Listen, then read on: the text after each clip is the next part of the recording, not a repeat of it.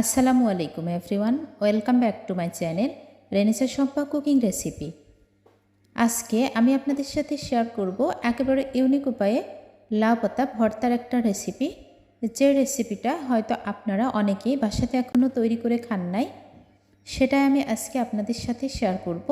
খুবই সহজভাবে রেসিপিটা আপনাদেরকে দেখিয়ে দেব, যাতে আপনারাও বাড়িতে এই রেসিপিটা তৈরি করে নিতে পারেন। চলুন বন্ধুরা, মূল রেসিপিতে যাওয়া যাক। তার জন্য আমি কিছু লাউ পাতা নিয়েছি। লাউ পাতাগুলার 4 থেকে 5টা ডগা নিয়েছি, আর সাথে পাতা নিয়েছি। অবশ্যই পাতাগুলা আমি খুব ভালোভাবে ধুয়ে পরিষ্কার করে নিয়েছি। আজকে এই পাতাগুলা দিয়েই আমি ভর্তা রেসিপিটা তৈরি করব, খুবই সহজভাবে। আশা করি আপনাদের কাছে ভালো লাগবে।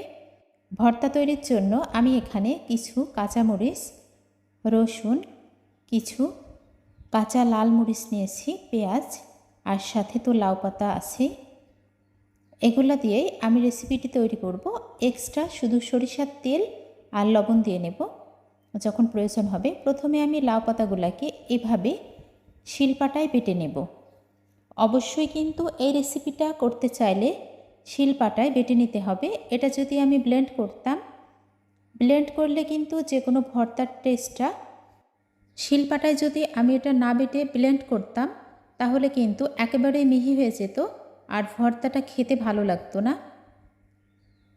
খেয়াল রাখতে হবে এই লাউ পাতার ডগা, পাতা এগুলো কিন্তু একেবারেই কচি হতে হবে, তা না হলে আমার বেটে নিতে কিন্তু অসুবিধা হতো। সবগুলা লাউ পাতা আমি এভাবে বেটে নেব। বন্ধুরা, লাউ পাতাগুলা বেটে নেওয়া হয়ে গেছে। এই পর্যায়ে আমি যে বাকি উপকরণগুলো নিয়েছিলাম, গোটা রসুন, গোটা পেঁয়াজ আর গোটা কাঁচামরিচ, সেগুলাকে বেটে নেব। খুব বেশি মিহি করব না। দেখে বুঝতে পারছেন আমি কিভাবে বেটে নিচ্ছি। যারা যারা আমার ভিডিওটি দেখতেছেন কিন্তু এখনও লাইক দেন নাই, যদি আমার ভিডিওটি আপনাদের কাছে ভালো লেগে থাকে অবশ্যই একটা লাইক দিয়ে দেবেন। আসলে কি এসব ভিডিওতে লাইক পাওয়া যাবে না, যেসব খাবারগুলা খাওয়ার উপযোগী নাই সেগুলাই কিন্তু বেশিরভাগ ভাইরাল হয়, আর সেই রেসিপিগুলাই কিন্তু মানুষ বেশি বেশি দেখে। আর আমরা যখন হেলদি এবং খাওয়ার উপযোগী কোনো রেসিপি তৈরি করি সেগুলো আসলে মানুষের চোখে পড়ে না। লাউ পাতাগুলো আমি এভাবে বেটে নিয়েছি, সাথে কিন্তু কাঁচামরিচ, রসুন, পেঁয়াজটাও বেটে নিয়েছি। এবার চুলায় প্যান বসিয়ে দিয়েছিলাম। প্যানে আমি পরিমাণ মতো মানে 2 টেবিল চামচের মতো সরিষার তেল দিয়ে নিয়েছি। তেল গরম হয়ে এসেছে। গরম তেলে পেঁয়াজ, রসুন এবং কাঁচামরিচ দিয়ে নিলাম। এগুলাকে আমি একটু লাইট ব্রাউন কালার করে ভেজে নেব। স্বাদ মতো লবণ দিয়ে নেব। আর তেলের পরিমাণটা কম হয়েছিল, আর একটু তেল দিয়ে নিলাম। লবণটা খুবই সামান্য দিতে হবে, এখানে খুব বেশি লবণ দেওয়ার দরকার নেই। আমি যখন ভর্তাটা তৈরি করব ওই সময়ে আমি আর একটু লবণ দিয়ে নেব। এগুলাকে আমি লাইট ব্রাউন কালার করে ভেজে নিচ্ছি। খুবই দারুণ একটা স্মেল বের হচ্ছে।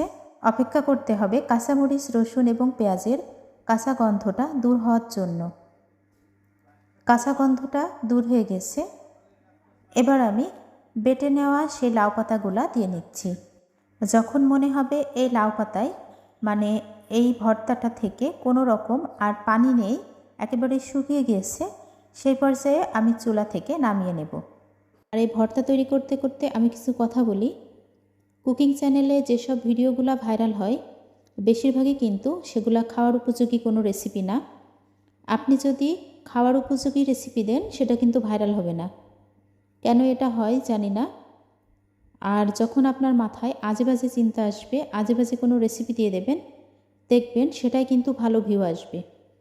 তারপর আপনি যদি বেশি টাকা এক্সপেন্স করে কোনো রেসিপি করেন সেটাও কিন্তু ভিউ হয় না।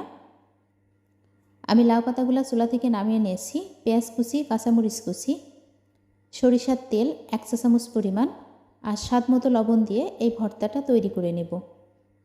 আপনারা কিন্তু জানেন যে কচু পাতা কাঁচা খাওয়া যায় না, কিন্তু আপনি যদি কচু পাতা কাঁচা বেটে সেটা কাঁচামরিচ, পেঁয়াজ, রসুন, সরিষার তেল, লবণ দিয়ে ভর্তা করে নেন, আর সেটা যদি আপনি চ্যানেলে ভিডিওতে খেয়ে একটু দেখিয়ে দিতে পারেন তাহলেই কিন্তু বাস আপনি ভাইরাল হয়ে যাবেন।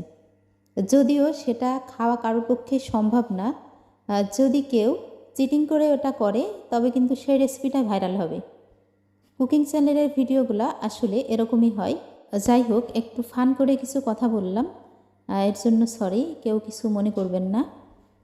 আর আমি যে ভর্তাটা তৈরি করেছি এটা কিন্তু একেবারে পারফেক্টলি খাওয়া যাবে, খাওয়ার উপযোগী একটা রেসিপি। আপনারা বাসাতে ট্রাই করতে পারেন, খেতে কিন্তু অনেক বেশি মজা হয়েছিল। আমি অবশ্যই খেয়ে একটু দেখিয়ে দিয়েছি প্রথমের দিকেই। আপনাদের কাছেও আশা করি রেসিপিটা খুব ভালো লাগছে। কুকিং চ্যানেলে এই পর্যন্ত আমার হয়তো 525টা মতো লং ভিডিও আপলোড দেওয়া আছে। তো সেই ভিডিওগুলোর মধ্যে যেটাতে আমি বেশি টাকা এক্সপেন্স করেছি সেই ভিডিওতে কোনো ভিউ নেই, আমি এটা দেখেছি। আর যেগুলো হয়তো খুবই অল্প টাকা এক্সপেন্স করে তৈরি করেছি, ভিউ কিন্তু সেটাতেই।